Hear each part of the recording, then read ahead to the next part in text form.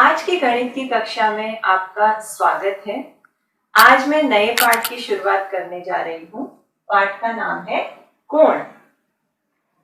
पिछली कक्षा में हमने बिंदु, रेखा, रेखाखंड, किरण, प्रतल के बारे में जानकारी प्राप्त की थी और उससे संबंधित सवाल हल किए थे।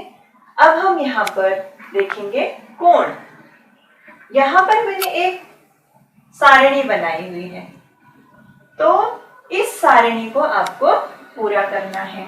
यहाँ 3 कोण बनाए हुए हैं और इन तीनों कोणों से संबंधित कुछ प्रश्न यहाँ पर पूछे गए हैं जिनके उत्तर आपको देने हैं। तो यहाँ पर पूछा गया है कोणों के नाम। तो आप इस कोण का नाम किस तरह से लिख सकते हैं? कोण PYR, कोण PYR। अब यहां देखिए दूसरे कोण को किस तरह से आप नाम दे सकते हैं? देखिए कोण LMN, ये कोण का चिन्ह है, कोण LMN।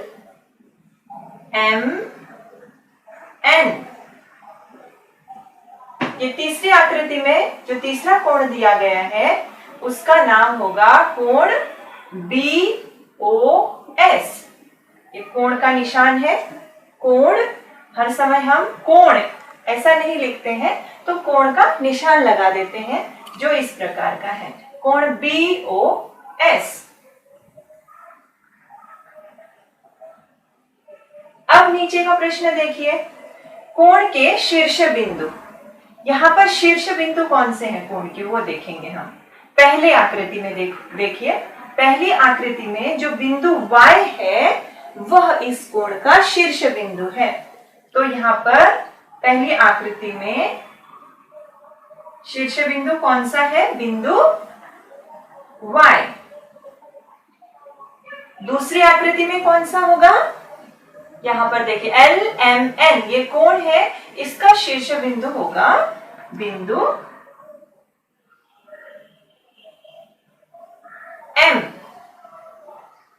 ये इसका शीर्ष बिंदु होगा। और तीसरी आकृति में होगा बिंदु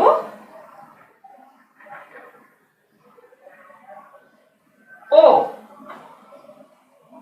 तीसरा प्रश्न देखिए, कोण की भुजाएं।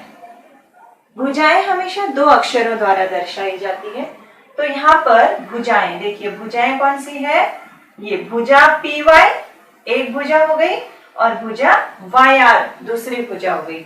यानी कि कोण PYR में, कोण PYR में भुजा PY और भुजा YR, इस तरह से 2 भुजाएं हैं। भुजा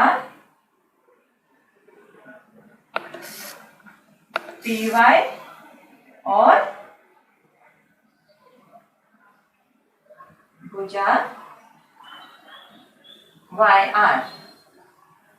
अब इसमें कौन सी भुजाएं होंगी? LMN, ये कोण है, इसकी भुजाएं होंगी भुजा LM और भुजा MN।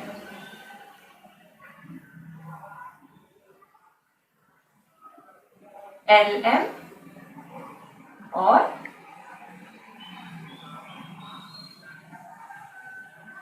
भुजा MN। अब तीसरे कोण का देखिए, तीसरे कोण में कौन सी भुजाएं होंगी? भुजा BO तथा भुजा OS। तो इस तरह से हमने ये तालिका पूर्ण कर दी। यहाँ पर मैंने कुछ आकृतियां बनाई हैं और उनके कोणों के माप दिए हैं। अब आपको उन कोणों के नाम याद रखने हैं। आपको याद रहे इसलिए लिखे गए हैं ये, तो याद रखने हैं आपको।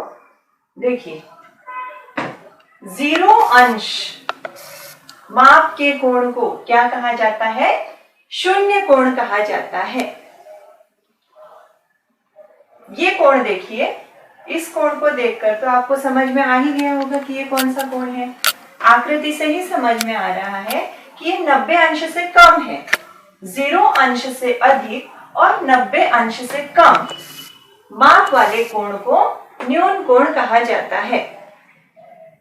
90 अंश वाले कोण को क्या कहा जाता है? समकोण। अब ये कोण देखिए, ये कोण 90 अंश से अधिक है लेकिन 180 अंश से कम है, तो इसे कहा जाएगा अधिक कोण।